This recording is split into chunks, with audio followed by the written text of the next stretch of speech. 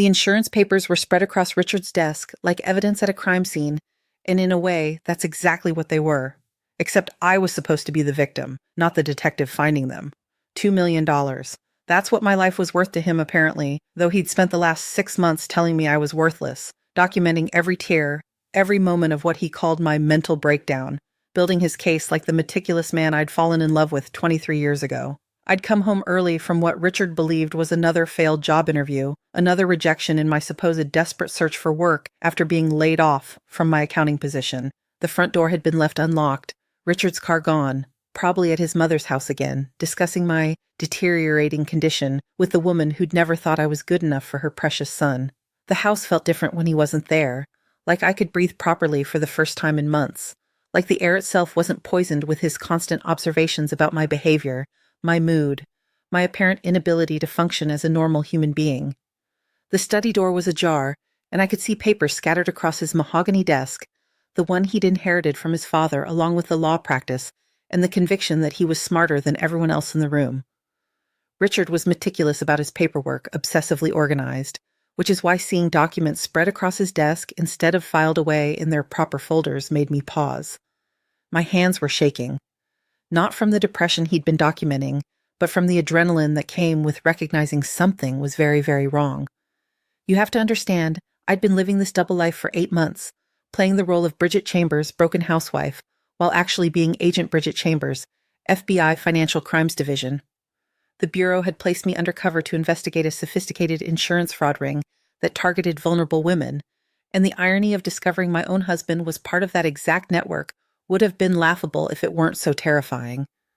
Every morning when Richard left for his law office, expressing concern about my job search and my emotional state, I was actually going to the FBI field office where I'd brief my handler, Agent Martinez, about the patterns we were seeing in spousal insurance fraud cases. The life insurance application was on top, my forged signature still drying at the bottom of the page, and I felt something lodge in my chest like the tip of a needle, sharp and cold and familiar. It was the same feeling I got when I found discrepancies in financial records, when numbers didn't add up and patterns emerged that told stories people didn't want told. Except this time, the story was about me, about my death, about the $2 million Richard would collect when I finally succumbed to the mental illness he'd been so carefully cultivating and documenting. The signature wasn't even a good forgery. Richard had always been arrogant about his intelligence, assuming that because he was a lawyer, he understood all aspects of criminal activity. But I'd been studying forged signatures for 15 years, and I could see immediately where he'd practiced my name on a separate sheet of paper, could trace the hesitation marks, where he'd tried to replicate the specific loops and slants that made my handwriting distinctive.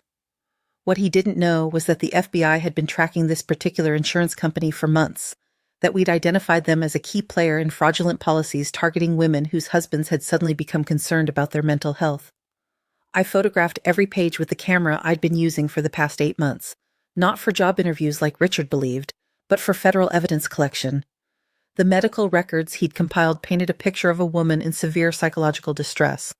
Doctor's visits I'd never made, prescriptions for medications I'd never taken, therapy sessions with a psychiatrist I'd never met.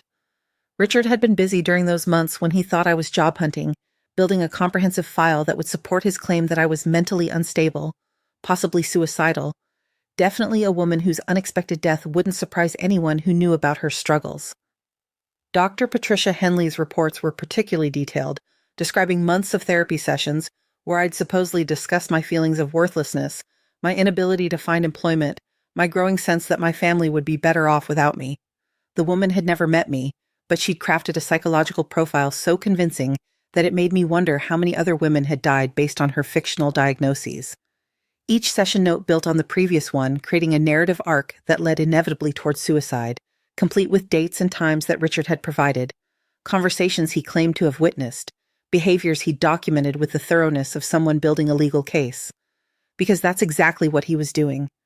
Richard wasn't just planning to kill me, he was planning to get away with it completely, to collect $2 million in life insurance while playing the role of the grieving widower whose wife had finally succumbed to mental illness despite his desperate efforts to save her.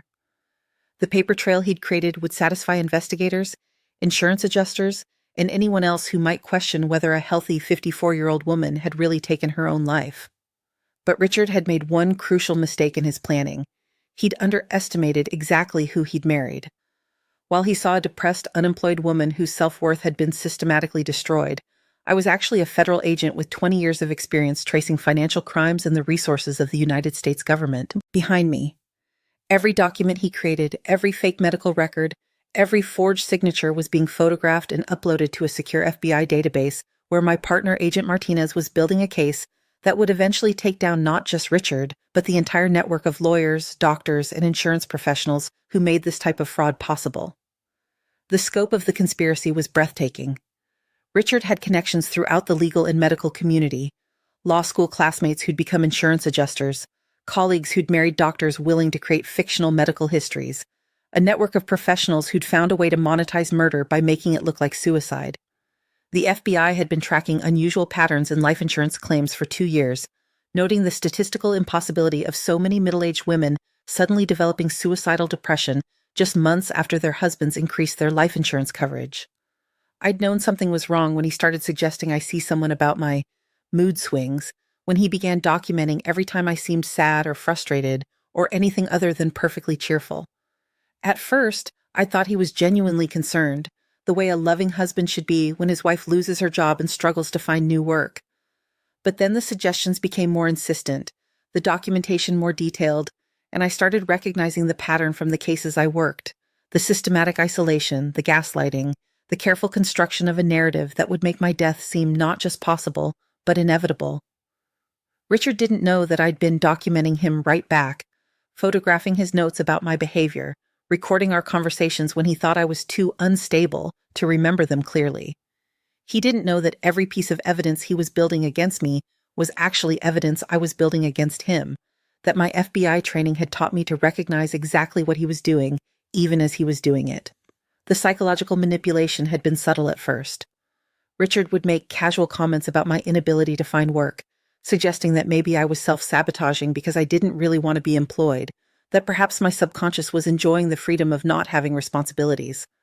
When I'd protest that I desperately wanted to work, that being unemployed was destroying my self-confidence, he'd nod sympathetically and suggest that maybe I should talk to someone about these conflicted feelings I was having. He'd started timing our conversations, noting when I seemed agitated or emotionally volatile, documenting instances where I'd raised my voice or expressed frustration about my job search. What he didn't realize was that my frustration wasn't about unemployment. It was about watching my husband systematically build a case for my murder while pretending to be concerned about my well-being. The emotional volatility he was documenting was actually my struggle to maintain my cover while living with someone who was planning to kill me. The fake medical appointments were masterfully orchestrated. Richard would suggest that I see Dr. Crawford for what he called general wellness checks, expressing concern that the stress of unemployment might be affecting my physical health. Dr. Crawford would then file reports claiming I'd been seen for appointments I'd never attended, documenting symptoms of depression and anxiety that I'd never exhibited, prescribing medications I'd never received. The paper trail was so convincing that even I had to admire the professional thoroughness of it, even as I was horrified by what it meant for my survival. Richard had been particularly proud of himself for suggesting I see Dr. Henley for therapy, presenting it as his idea to help me process my feelings about career disappointment and middle-age transitions. What he didn't know was that I'd been briefed about Dr. Henley months earlier as part of my FBI investigation. She was a key figure in the insurance fraud ring, specializing in creating psychological profiles for women whose husbands wanted them declared mentally unstable. She'd never actually met with me, but her reports described months of therapy sessions where I'd allegedly revealed increasingly suicidal thoughts. The hardest part wasn't discovering the plot against my life. It was maintaining the performance, continuing to play the role of the broken woman he needed me to be, while secretly working to build the case that would destroy him. When he suggested I increase my life insurance coverage for security, I agreed with tears in my eyes, signing the papers he presented while wearing a wire that recorded every word of his helpful explanations about why a larger policy would give me peace of mind. Richard was so convincing in his role as the concerned husband that I sometimes wondered if he'd convinced himself that he was actually trying to help me rather than planning to kill me. He'd hold me while I cried about my supposed job rejections, rubbing my back and murmuring that everything would be okay, that we'd figure out a solution together. The tenderness in those moments felt genuine, which made it even more chilling to realize that he was comforting me while simultaneously planning my death. The insurance agent, Michael Torres, was Richard's former law school roommate, and their meetings about my policy were conducted with the casual familiarity of old friends catching up over coffee. Torres would ask about my mental health with just the right amount of concern, accepting Richard's reports about my deteriorating condition with sympathetic nods and assurances that the insurance company understood these things happened, that they wouldn't penalize me for seeking mental health treatment as long as I was honest about it on my applications. What neither Richard nor Torres realized was that the FBI had been watching Torres for 6 months, that we'd identified him as the insurance agent most frequently involved in suspicious spousal policies. Every conversation they had about my supposed mental health issues was being recorded. Every document they created was being photographed. Every step of their plan was being documented by federal agents who were building a racketeering case that would send them both to prison for the rest of their lives. Some evenings, when Richard would review his notes about my behavior like a scientist documenting the decline of a laboratory specimen, I would think about the other women who hadn't been as lucky as me, who hadn't been trained to recognize the signs, who hadn't had the resources to fight back. How many wives had died mysterious deaths after their husbands documented their mental health struggles? How many suicide verdicts had actually been carefully planned murders made to look like the inevitable end to a documented mental health crisis? Agent Martinez had shown me the files during one of our clandestine meetings, cases from across the country where healthy women had suddenly developed severe depression, coinciding with increases in their life insurance coverage, women who died within months of their husbands expressing concern about their mental stability. The patterns were unmistakable once you knew what to look for. The same doctors creating the same types of medical records, the same insurance agents processing the same types of policies, the same lawyers handling the same types of estates after their wives' convenient suicides. The network was vast and sophisticated, with players in multiple states coordinating their activities through encrypted communications and coded language that made their conspiracy look like legitimate business dealings. Richard was just one lawyer in a web of corruption that included dozens of medical professionals, insurance agents, and legal experts who'd found a way to make murder profitable by disguising it as suicide. Richard had always been proud of his strategic thinking, his ability to plan complex legal maneuvers that gave his clients advantages in court, but he'd applied those same skills to planning my death, creating contingency plans for various scenarios, backup documentation in case investigators questioned any aspect of my supposed mental illness, alternative methods of killing me if the prescription overdose didn't work as planned. I found his detailed timeline hidden in his safe, the combination of which I'd known for years, because Richard had never imagined I might have reasons to access it without his knowledge. The plan was laid out like a legal brief, with specific dates for escalating my supposed symptoms, target dates for increasing my medication dosages, and a projected timeline for my death that coincided with a business trip he'd planned that would give him an alibi.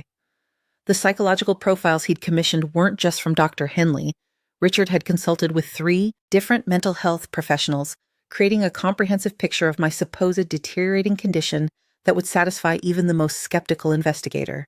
Each professional had been paid through different shell companies that Richard had created specifically for this purpose, financial transactions that would have been almost impossible to trace if I hadn't been a forensic accountant trained to follow money trails through the most complex corporate structures.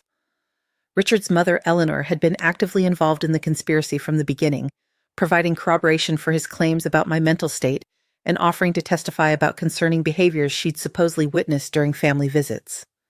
Eleanor had never liked me, had spent 23 years making subtle comments about my unworthiness to be part of their family, but I'd never imagined she'd be willing to participate in my murder.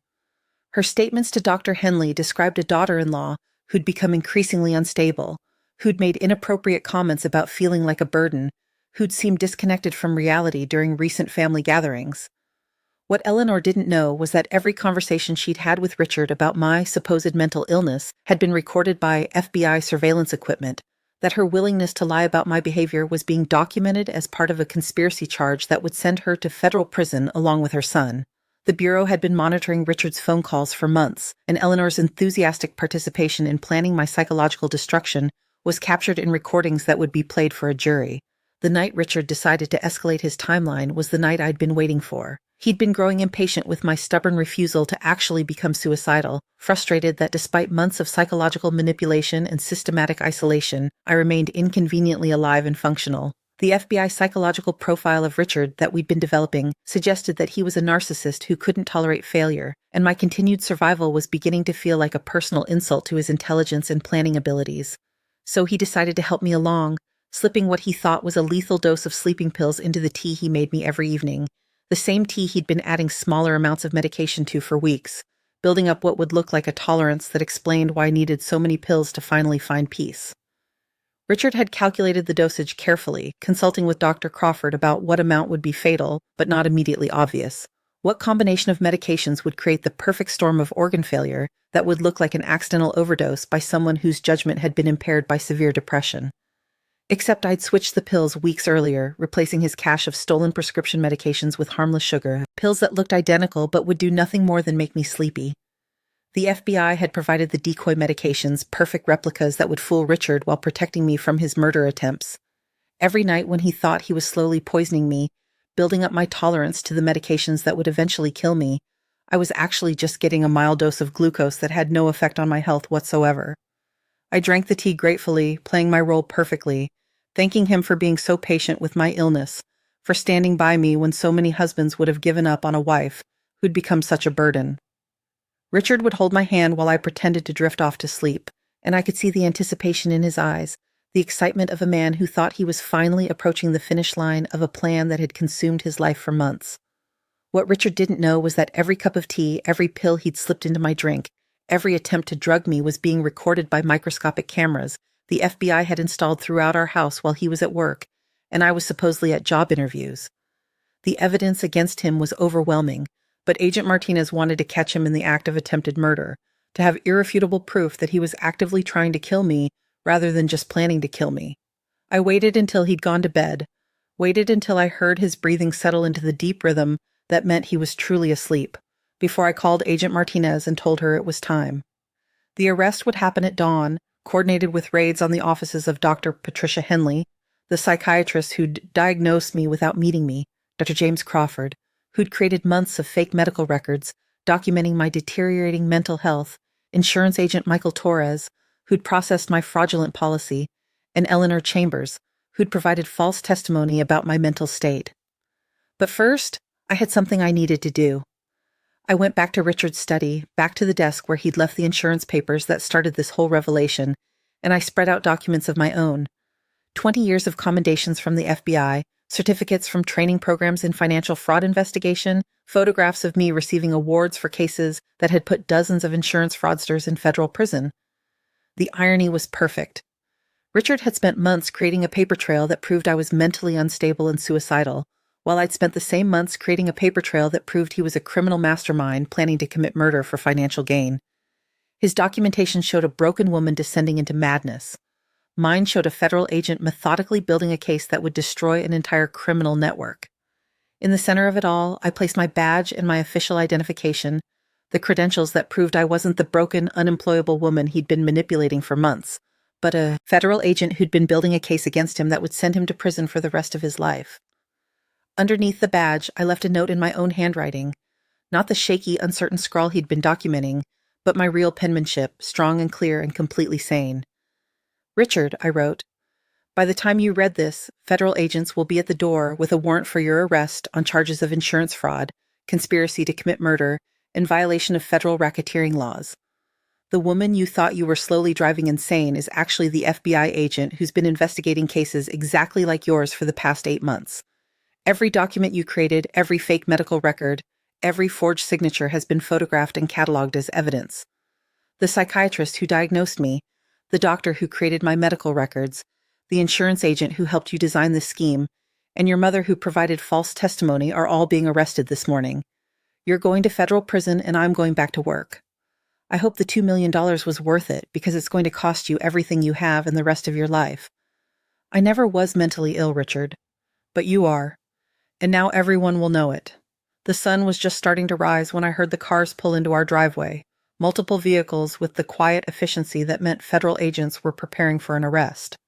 I'd positioned myself in the living room where I could see Richard's face when he came downstairs and found Agent Martinez and her team waiting for him, where I could watch his expression change from confusion to recognition to the desperate panic of a man who'd finally realized he'd been outplayed by someone he'd systematically underestimated. Richard appeared at the top of the stairs in his pajamas, his hair disheveled from sleep, looking like the successful lawyer he'd always been rather than the criminal mastermind he'd become. For just a moment, I felt a pang of loss for the man I'd married 23 years ago, the partner who'd shared my dreams and ambitions, who'd supported my career and celebrated my successes. But that man had been replaced by someone who saw me as an obstacle to be eliminated, a problem to be solved through murder and deception. "What's happening?" Richard asked, and his voice was confused and innocent, the tone of a man who genuinely didn't understand why federal agents were standing in his living room at 6 o'clock in the morning. "Sarah, why are there police officers in our house?" "Richard Chambers, you're under arrest for conspiracy to commit murder, insurance fraud, and violation of federal racketeering statutes," Agent Martinez said, and her voice was calm and professional, the same tone I'd heard her use dozens of times when we were arresting other criminals who thought they were smarter than the system. "You have the right to remain silent. Anything you say can and will be used against you in a court of law." I watched my husband's face as the handcuffs clicked around his wrists, watched him scan the room until his eyes found me sitting calmly in the chair where he'd spent months documenting my episodes, and I saw the exact moment when he understood that everything he thought he knew about me, about our marriage, about his carefully constructed plan, had been a lie. The confusion in his eyes was genuine, and for a moment I could see him trying to process what was happening, trying to understand how the federal agents had found out about his plan, trying to figure out where his careful preparation had gone wrong. But then his gaze fell on my FBI credentials spread across his desk, on the badge that proved I wasn't who he thought I was, and I watched understanding dawn across his features like a physical blow. "Sarah?" he said, and his voice was small and confused, like a child who'd been caught in something terrible and couldn't understand how the adults had figured it out. "Sarah, what's happening? Why aren't you upset? Why aren't you crying?" I stood up slowly, smoothing down my clothes with hands that were perfectly steady, and I smiled at him the way I'd learned to smile at criminals when they finally understood they'd been caught. "Because I'm not the woman you thought you married, Richard. I'm not mentally ill, I'm not unemployable, and I'm definitely not going to die so you can collect $2 million. I'm Agent Bridget Chambers, FBI Financial Crimes Division, and you just became my most successful case." The look in his eyes was everything I'd hoped it would be, complete devastation mixed with the dawning realization that he'd spent months manipulating and gaslighting a federal agent who'd been documenting his every move. He'd been so convinced of his own superiority, so certain that I was just another weak woman who could be systematically destroyed, that he'd never considered the possibility that I might be stronger, smarter, and infinitely more dangerous than he'd imagined. "But the job interviews," he said weakly, still trying to make sense of what he was learning. "The rejection letters, the depression. I documented everything. I have months of evidence that you were falling apart." "You have months of evidence that I'm an excellent actress," I replied. "Every rejection letter was fake, Richard. Every interview was actually a meeting with federal agents. Every tear I cried in front of you was part of my performance. The only thing that was real was your plan to murder me, and now you're going to prison for it." Agent Martinez stepped forward with the arrest warrant, explaining the charges in the clinical language of federal law enforcement: conspiracy to commit murder in the first degree, insurance fraud involving interstate commerce, racketeering under the RICO Act, wire fraud, mail fraud, forgery. The list went on, each charge carrying potential decades in federal prison, the cumulative effect being that Richard would never see freedom again. As Agent Martinez led him toward the door, Richard turned back one more time, and I could see him trying to process everything he'd learned, trying to understand how completely he'd been deceived. 23 years, he said, and his voice was hollow now, defeated. "We've been married for 23 years. Was any of it real?" I considered his question for a moment, thinking about the man I'd fallen in love with in law school, the partner I'd built a life with, the husband who'd apparently been capable of planning my murder with the same meticulous attention to detail he brought to his legal cases. "The first 22 years were real," I told him. "This last year was the performance. And Richard, I'm a much better actress than you ever gave me credit for." The arrest was just the beginning. Within hours, the coordinated raids across 3 states had netted 17 members of the insurance fraud ring, including Dr. Henley, Dr. Crawford, Michael Torres, and Eleanor Chambers. The FBI had been building this case for 2 years, using my undercover operation as the final piece of evidence they needed to prove the conspiracy existed, and was actively targeting vulnerable women for murder. Dr. Patricia Henley was arrested at her private practice office, caught in the middle of creating another fictional psychological profile for another woman whose husband had recently increased her life insurance coverage. The FBI found files on 47 women, all with similar patterns of sudden onset depression coinciding with their husbands' concerns about their mental health. Some of those women were still alive, Others had died under suspicious circumstances that had been ruled suicide based largely on Dr. Henley's professional assessments. Dr. James Crawford was taken into custody at the hospital where he worked, his computer files revealing a systematic pattern of creating fake medical records for patients he'd never actually treated. The scope of his fraud was staggering. Hundreds of fictitious appointments, thousands of non-existent prescriptions, a completely fabricated medical practice that existed only on paper but was sophisticated enough to fool insurance investigators and coroners. Michael Torres tried to run when federal agents arrived at his insurance office, but was apprehended in the parking garage as he attempted to flee, with a briefcase full of documents that detailed the financial structure of the entire conspiracy. The insurance company he worked for was actually a front operation, designed specifically to process fraudulent policies for women whose husbands were planning to kill them. Eleanor Chambers was arrested at her country club, dragged away in handcuffs while her friends watched in shock and confusion. The FBI had recorded dozens of conversations between Eleanor and Richard, where she'd enthusiastically participated in planning my psychological destruction, offering suggestions for making my supposed mental illness more convincing to medical professionals and insurance investigators. After they took Richard away, I sat in the silence of the house that had been both my home and my crime scene for the past months, thinking about the case files I'd studied during my undercover assignment, all those women who'd died mysterious deaths after their husbands documented their mental health struggles. Some of them had been housewives, some had been working women, some had been mothers and grandmothers who'd trusted the men who'd promised to love and protect them until death did them part. The difference between me and those other women wasn't intelligence or strength or worth. It was training and resources, and the simple luck of being a federal agent who recognized the signs of the exact crime I'd been investigating. But knowing that didn't make me feel any less responsible for the ones who'd come before me, the ones who hadn't been lucky enough to have the FBI behind them when their husbands decided their deaths were worth more than their lives. Each woman in the files had a story, a life that had been cut short by someone who'd promised to cherish and protect her. Lindsay Clark, 48, who died of an apparent overdose 3 months after her husband increased her life insurance to $1.5 million.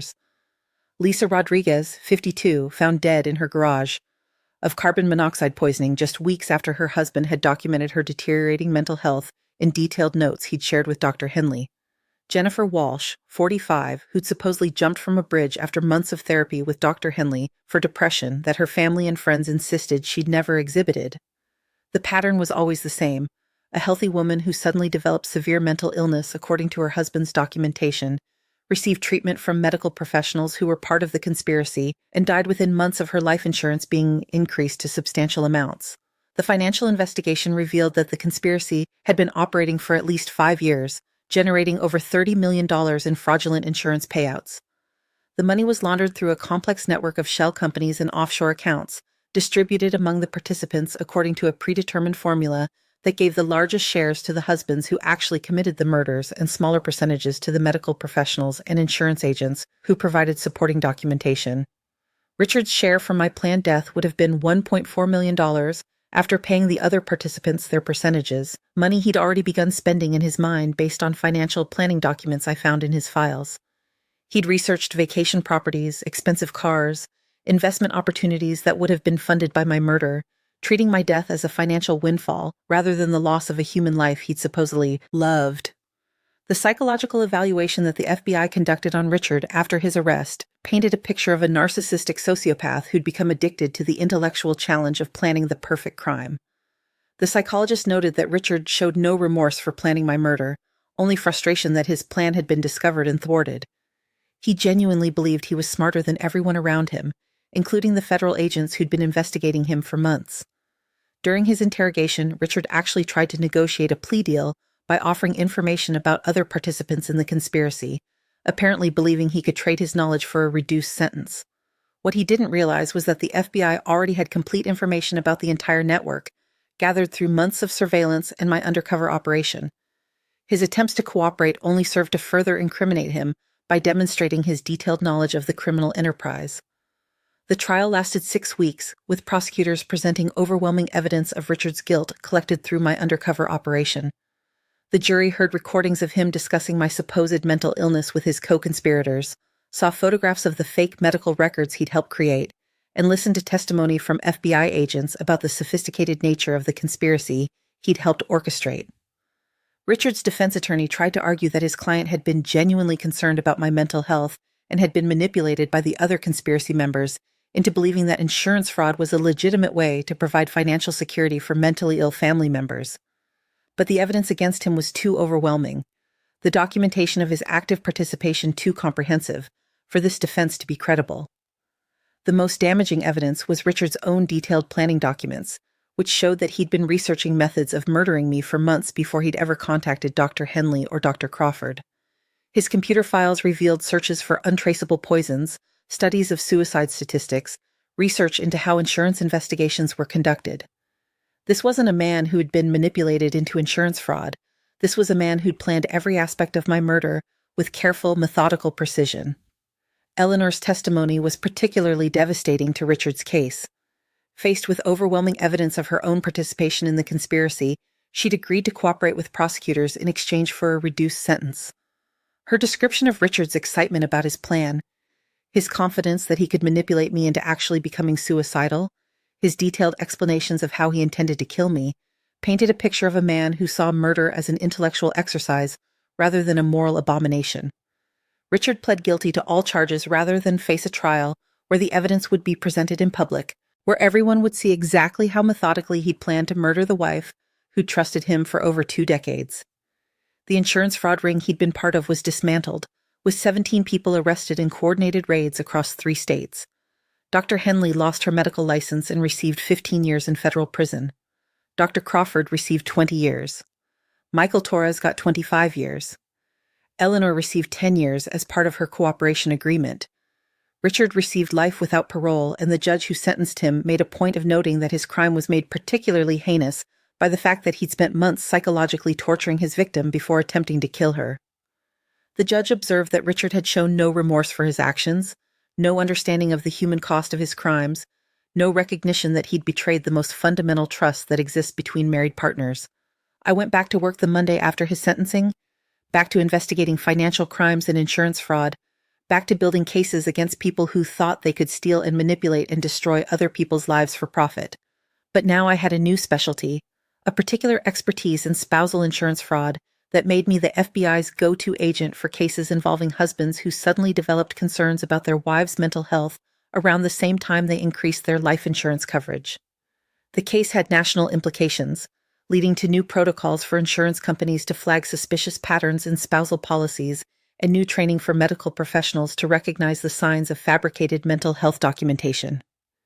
The FBI created a task force specifically focused on spousal insurance fraud, with me as the lead investigator, dedicated to preventing other women from becoming victims of the type of conspiracy that had almost killed me. The house feels different now that it's just mine, now that I don't have to pretend to be someone I'm not, now that I can breathe without wondering if my husband is documenting whether my breathing seems labored or distressed. I kept Richard's study exactly as it was the morning he was arrested, with my FBI credentials spread across his desk where he'd left his insurance papers, a reminder of how completely he'd underestimated the woman he'd tried to destroy. Sometimes I think about what would have happened if I hadn't been trained to recognize the signs, if I'd actually been the vulnerable, unemployed woman Richard thought he was manipulating. Sometimes I wonder how many other women are living with men who see them as assets to be liquidated rather than human beings to be loved. But mostly, I think about the other cases I can solve now, the other women I can protect, the other husbands who are about to discover that the wives they're trying to murder are much stronger and smarter than they ever imagined. The FBI has identified over 200 cases across the country where the pattern Richard used might have been employed.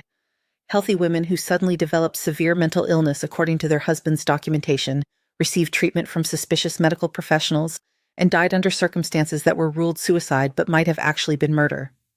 Each case requires careful investigation, detailed forensic accounting to trace the financial relationships between the participants, and sometimes undercover operations like the one that exposed Richard's conspiracy. My work now involves training other agents to recognize these patterns, teaching them to look for the financial connections that reveal when apparently separate medical professionals and insurance agents are actually working together to facilitate murder. The cases are complex, requiring expertise in financial investigation, medical fraud, and criminal psychology, but the results are worth the effort. We're preventing murders and bringing justice to families whose loved ones died at the hands of people who'd promised to protect them. Because that's the thing about underestimating women. especially women who've survived long enough to accumulate real wisdom and real skills. We're not the fragile creatures some men think we are. We're investigators and fighters and survivors, and when you threaten us, you'd better make sure you know exactly who you're dealing with. Richard learned that lesson too late, but maybe his story will help other women recognize the signs earlier, fight back sooner, and refuse to be victims in someone else's twisted financial scheme. The insurance money Richard thought he'd collect from my death? It's been frozen as evidence, and when the legal proceedings are finished, it'll be donated to organizations that help women escape domestic violence and financial abuse. Richard will spend the rest of his life in federal prison, thinking about the $2 million he thought my death was worth, knowing that his greed and his arrogance cost him everything: his freedom, his reputation, his life, and the wife who'd loved him genuinely until the moment she discovered he was planning to kill her. I'm 54 years old, and for the first time in months, I can sleep through the night without wondering if I'll wake up in the morning. I can drink tea without testing it first. I can have bad days without worrying that someone is documenting my mood swings, and I can be human without fear that my humanity is being used against me. Richard took many things from me during those months of manipulation and gaslighting, but he didn't take the most important thing. He didn't take my life. And now I get to spend the rest of it making sure other women keep theirs too. The psychological impact of living for 8 months with someone who was actively planning to murder me has been something I've had to work through with a real therapist, not Dr. Henley, obviously, but a legitimate mental health professional who specializes in helping victims of domestic violence and psychological abuse. The irony isn't lost on me that Richard's fake documentation of my mental health issues led to me actually needing therapy to process the trauma of discovering that my husband wanted me dead. Dr. Amanda Fisher has helped me understand that what Richard did to me was a form of psychological torture, a systematic attempt to destroy my sense of reality and self-worth that would have been devastating even if I hadn't been trained to recognize it. The gaslighting, the constant documentation of my supposed symptoms, the careful isolation from friends and family, all of it was designed to make me question my own sanity and worth as a human being. The hardest part to process has been the realization that Richard's behavior wasn't a sudden change brought on by financial pressures or a midlife crisis. It was the revelation of who he'd always been underneath the facade of the loving husband. Dr. Fisher helped me understand that people don't just wake up one day and decide to murder their spouses. They reveal their true nature when they think they can get away with it. Looking back through our 23-year marriage with this new understanding, I can see patterns I'd missed at the time. The way Richard had always been subtly controlling, always needing to be the smartest person in the room, always finding ways to diminish my achievements while appearing supportive. He'd been threatened by my FBI career from the beginning, even though he'd pretended to be proud of my accomplishments. I remember conversations from years ago where Richard had made casual comments about life insurance policies, about women who died under suspicious circumstances, about how easy it would be to make someone's death look accidental if you were smart about it. At the time, I thought he was just making conversation about interesting legal cases, but now I realize he'd been researching murder techniques for years, studying the mistakes other criminals had made so he could avoid them when he decided to kill me. The FBI psychological profile of Richard revealed that he'd likely been planning some version of this scheme for most of our marriage, waiting for the right opportunity when he thought he could get away with it. My supposed job loss had provided the perfect cover story for the depression and mental instability he needed to document, but if that hadn't happened, he would have found another excuse to begin the process of destroying my credibility and building his case for my inevitable suicide. What disturbs me most is how close he came to succeeding. If I hadn't been a federal agent trained to recognize financial fraud patterns, if I hadn't had the resources of the FBI behind me, Richard's plan would have worked perfectly. I would have died, he would have collected his $2 million, and everyone who knew us would have believed that I'd finally succumbed to the mental illness he'd spent months documenting so carefully. The other women in the files weren't less intelligent or less strong than me, they just didn't have the specific training and resources that allowed me to recognize what was happening and fight back. Lindsay Clark was a successful marketing executive. Lisa Rodriguez was a nurse practitioner. Jennifer Walsh was a college professor. These were accomplished, intelligent women who were murdered by husbands who saw them as financial assets rather than human beings. Each of their stories follows the same pattern Richard tried to use on me. Systematic psychological manipulation designed to isolate them from support systems, careful documentation of supposed mental health issues, creation of fake medical records, supporting claims of severe depression, and finally murder disguised as suicide when the psychological torture alone wasn't enough to make them actually kill themselves. The FBI has now connected the insurance fraud ring Richard was part of to 47 confirmed deaths, and an estimated 63 additional suspicious cases where the evidence was destroyed or the investigations were inadequate. The financial scope of the conspiracy was staggering, over $50 million in fraudulent insurance payouts over a 7-year period, money that was earned through the systematic murder of women whose only crime was trusting the men who'd promised to love and protect them. My case became the template for a new FBI training program focused on spousal insurance fraud, teaching agents to recognize the warning signs and investigative techniques that can expose these conspiracies before more women die. We've developed protocols for insurance companies to flag suspicious patterns in spousal policies, created databases to track medical professionals who show unusual patterns in their mental health diagnoses, and established task forces in major metropolitan areas specifically focused on preventing this type of crime. The work is emotionally difficult because every case involves a woman who trusted someone enough to marry them, only to discover that her husband saw her as an obstacle to be eliminated rather than a partner to be cherished. But it's also incredibly rewarding when we can intervene before the murder takes place, when we can save a life by exposing the conspiracy before it reaches its deadly conclusion. 6 months after Richard's sentencing, I received a call from Agent Roberts in the Denver field office about a case that perfectly matched the pattern we'd identified. Susan Martinez, a 49-year-old dental hygienist, had been showing concerning signs of depression according to her husband, David, who'd recently increased her life insurance coverage to $1.8 million. David had been consulting with a psychiatrist about Susan's mental health, expressing concerns about her ability to handle stress and her occasional comments about feeling like a burden to the family. The psychiatrist, Dr. Caroline Webb, had diagnosed Susan with severe depression and recommended intensive therapy to address what she described as increasingly suicidal ideation. Susan's medical records showed a pattern of appointments for symptoms she'd never actually experienced, prescriptions for medications she'd never received, and a documented mental health history that her family and friends insisted was completely fabricated. Working with the Denver field office, we launched an undercover operation similar to the one that had exposed Richard's conspiracy. Agent Jennifer Park went undercover as a potential victim, approaching Dr. Webb with a fictional story about marital problems and depression. Within 3 meetings, Dr. Webb was discussing how Agent Park's husband might document her mental deterioration and suggesting specific insurance companies that were understanding about mental health claims. The investigation revealed that Dr. Webb was part of a network similar to the one Richard had been involved in, with connections to insurance agents, medical professionals, and lawyers who specialized in creating the documentation necessary to make murder look like suicide. David Martinez was arrested before he could harm his wife.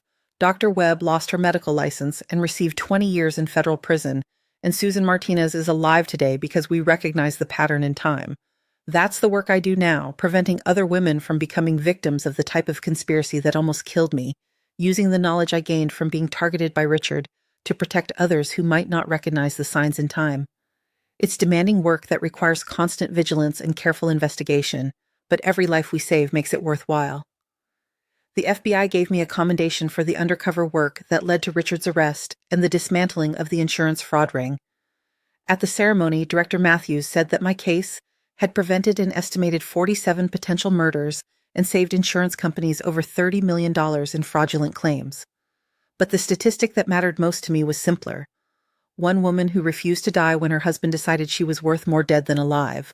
One woman who turned the tables on a man who thought he was smarter than everyone else in the room. Standing at the podium that day, accepting recognition for work that had nearly cost me my life, I thought about all the women who hadn't been as fortunate as me, who died because they trusted men who saw them as problems to be solved rather than people to be loved. I thought about Lindsay Clark and Lisa Rodriguez and Jennifer Walsh and all the others whose names I'd learned from the case files. Women whose deaths had been ruled suicide but were actually murders committed by husbands who'd convinced everyone, including investigators, that their wives had been mentally unstable. The commendation ceremony was bittersweet because while we'd dismantled one conspiracy and prevented future murders, we couldn't bring back the women who'd already died. But we could honor their memory by using what we'd learned to protect others, by making sure their deaths weren't completely in vain if they helped us save future victims. During my acceptance speech, I talked about the importance of recognizing that domestic violence isn't always physical, that financial and psychological abuse can be just as devastating and sometimes more dangerous than obvious physical attacks. I urged women to trust their instincts when something feels wrong in their relationships, to seek help when they notice patterns of manipulation or control, and to remember that they don't have to accept mistreatment just because it comes from someone who claims to love them. The response to that speech was overwhelming. I received hundreds of letters from women who'd recognized patterns in their own relationships, who'd started paying attention to their husband's behavior in new ways, who'd sought help based on the warning signs I'd described. Some of them had discovered financial irregularities, some had found evidence of infidelity or deception, and a few had uncovered plots similar to what Richard had planned against me. One letter that particularly moved me came from Rebecca Lowe, a 52-year-old teacher from Ohio whose husband had recently begun suggesting she see someone about her anxiety, around the same time he'd proposed increasing their life insurance coverage. Patricia had watched my interview on the news and recognized the pattern immediately, leading her to investigate her husband's recent behavior and discover that he'd been consulting with a psychiatrist about her supposed mental health issues without her knowledge. Patricia contacted the FBI, and our investigation revealed that her husband, Thomas, was part of a smaller conspiracy similar to Richard's network. Thomas was arrested before he could harm Patricia, and she's now working with us to help identify other potential victims in similar situations. Her willingness to trust her instincts and reach out for help saved her life, and potentially the lives of other women who might have become targets of the same conspiracy. These success stories remind me why the work is so important, why I continue to investigate these cases despite the emotional toll they take. Every woman we save, every conspiracy we expose, every criminal we send to prison is a victory against the mindset that sees women as disposable assets rather than human beings with inherent worth and dignity. Richard was wrong about many things, but he was especially wrong about me.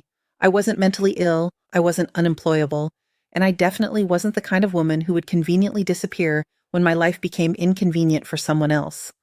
I was exactly the kind of woman who would catch him, prosecute him, and make sure he spent the rest of his life paying for the crime he thought he was too clever to be caught committing.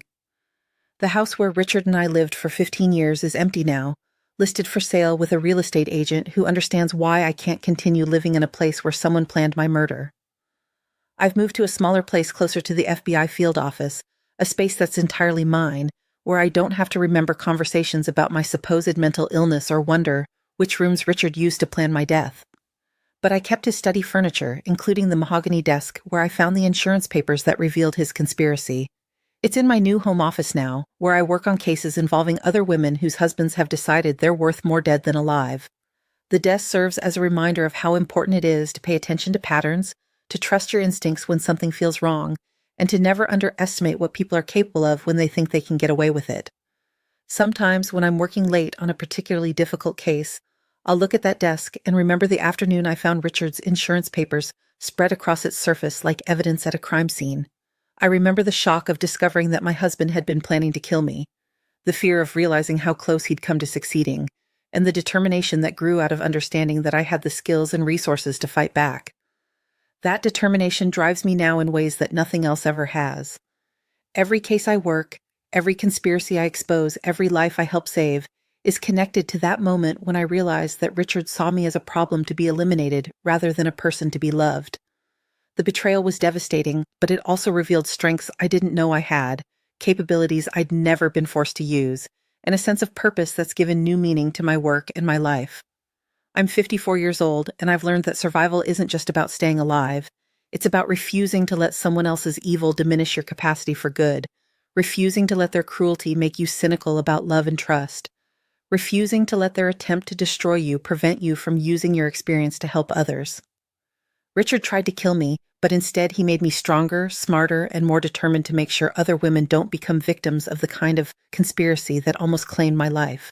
And now, every morning when I wake up in the house that belongs entirely to me, in the life that belongs entirely to me, I remember that I am worth infinitely more alive than any insurance policy could ever pay.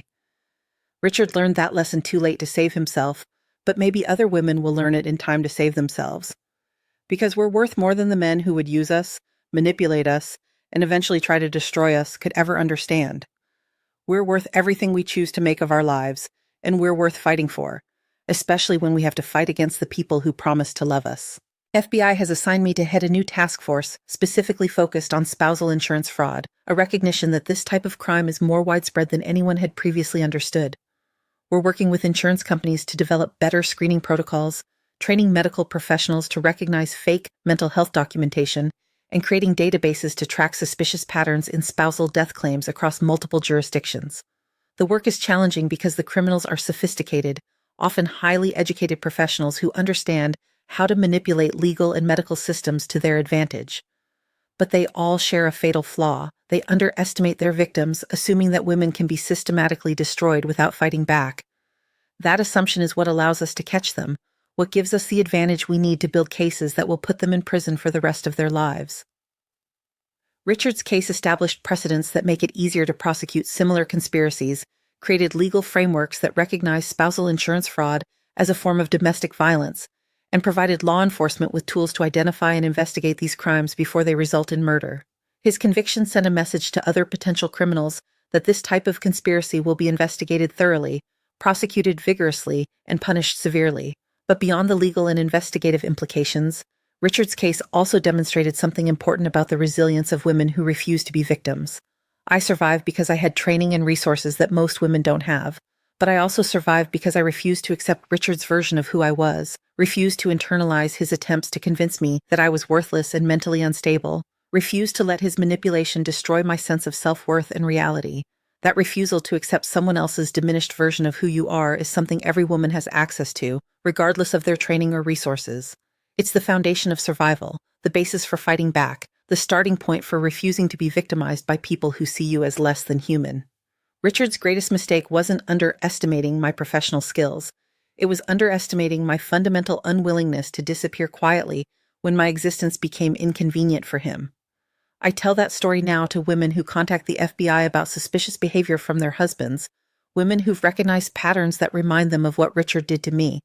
I tell them that their instincts are probably correct, that they have more strength than they realize, and that there are people who will help them fight back if they're willing to reach out and ask for help. Because that's what Richard never understood, what none of these criminals understand. We're not alone, we're not helpless, and we're definitely not going to disappear quietly just because someone has decided we're worth more dead than alive. We're connected to each other through shared experience, supported by people who understand what we're facing, and protected by laws and institutions that exist specifically to prevent the kind of crimes Richard committed. The $2 million Richard thought he'd get from my death will instead fund programs that help other women recognize the warning signs of spousal financial abuse, escape dangerous relationships, and rebuild their lives after surviving attempts to destroy them. It's a fitting end to Richard's scheme. The money he thought would reward him for murdering me will instead be used to prevent other men from committing similar crimes. Richard will spend the rest of his life in federal prison, stripped of his law license, his reputation destroyed, his freedom gone forever. He'll have plenty of time to think about the woman he underestimated, the plan that failed, and the consequences of believing he was smarter than everyone else in the room. He'll have the rest of his life to understand that his greatest mistake wasn't in the details of his conspiracy. It was in choosing the wrong woman to target, a woman who refused to die quietly and instead fought back with everything she had. And me? I'll spend the rest of my life making sure other women have the same opportunity to fight back, the same resources to expose the conspiracies against them, the same support to refuse to be victims in someone else's twisted financial scheme. Because we're worth more than they think, stronger than they imagine, and infinitely more dangerous than they expect when they threaten our lives. Richard learned that lesson too late, but maybe his story will help other women learn it in time to save themselves.